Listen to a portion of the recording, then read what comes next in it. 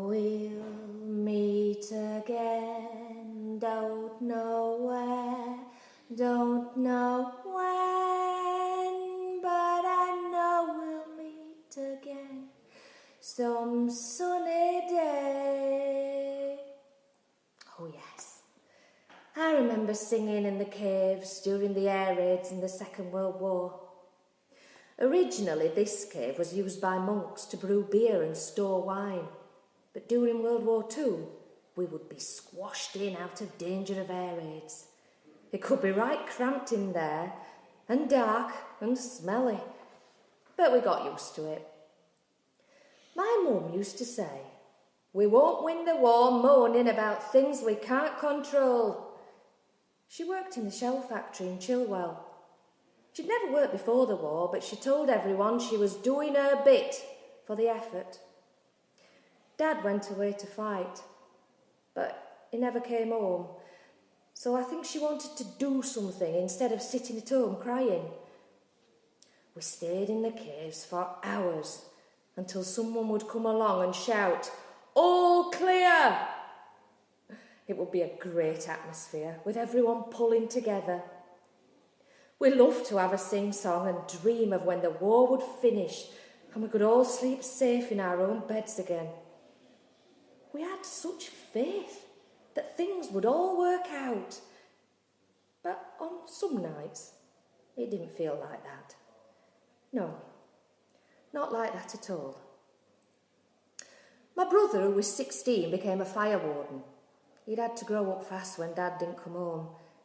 He was always out during the raids, putting out fires and helping people. One night, a woman was about to give birth, and they brought her into this very cave so that she'd be safe. But the baby wasn't going to wait until after the raid was finished to come. Luckily, one of my mum's friends was a retired midwife, and she lived next door, so we always fetched her with us to get to the shelter. Well, she delivered the baby. What a noise that woman made! She screamed the whole place down. I can tell you, it put the fear of God into me, a young 11-year-old, more so than the German bombs.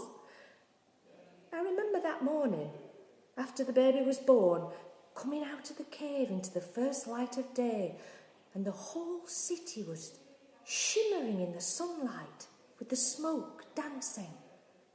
It had rained and there was a rainbow, and it was good to be out and alive. It was beautiful. They called the baby James, as he was born on St. James Street.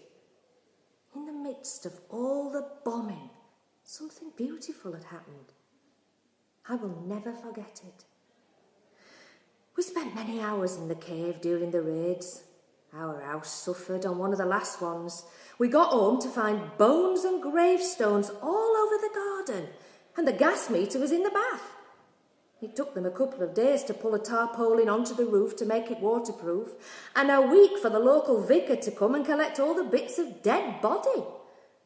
My younger brother still has a hand that he found in the garden and hid so he could keep it.